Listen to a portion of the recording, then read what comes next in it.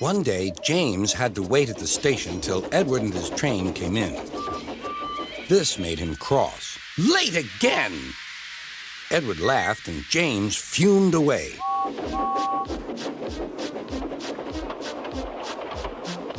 After James had finished his work, he went back to the yard and puffed onto the turntable.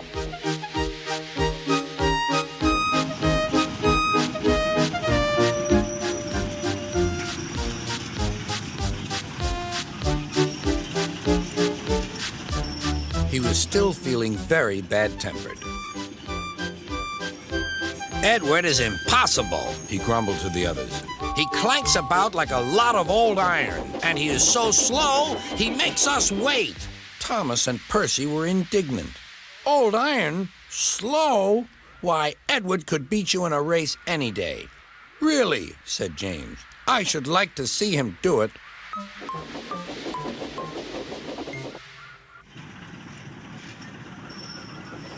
Next morning, James's driver was suddenly taken ill. He could hardly stand, so the fireman uncoupled James ready for shunting. James was impatient. Suddenly, the signalman shouted. There was James puffing away down the line. "All traffic halted," called the signalman. Then he told the fireman what had happened. Two boys were on James's footplate fiddling with the controls. Phew! They tumbled off and ran when James started. The signalman answered the telephone. "Yes? He's here. Right. I'll tell him. The inspector's coming at once. He wants a shunter's pole and a coil of wire rope." "What for?" wondered the fireman. "Search me, but you'd better get them quickly." The fireman was ready when Edward arrived.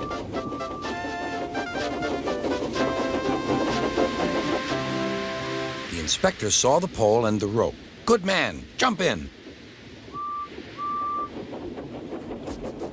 We'll catch him, puffed Edward. James was laughing.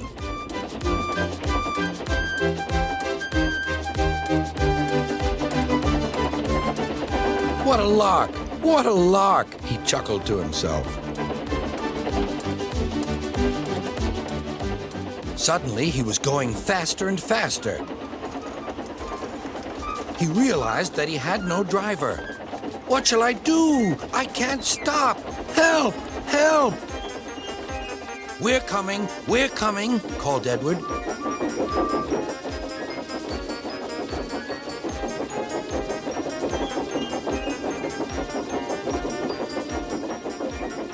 Edward was panting up behind with every ounce of steam he had.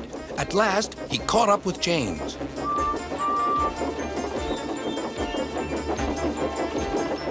"Steady, Edward," called his driver. The inspector stood on Edward's front, holding a noose of rope in the crook of the shunter's pole.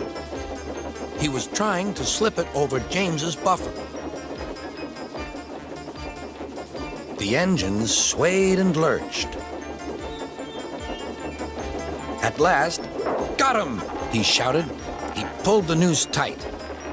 Gently braking, Edward's driver checked the engine speed, and James's fireman scrambled across and took control. "So, the old iron caught you after all," chuckled Edward. "I'm sorry," whispered James. "Thank you for saving me." "You were splendid, Edward." "That's all right," replied Edward. The engines arrived at the station side by side. Sir Topham Hatt was waiting. "A fine piece of work," he said. "James, you can rest and then take your train." "I'm proud of you, Edward. You shall go to the works and have your worn parts mended." "Oh, thank you, sir," said Edward. "It'll be lovely not to clank."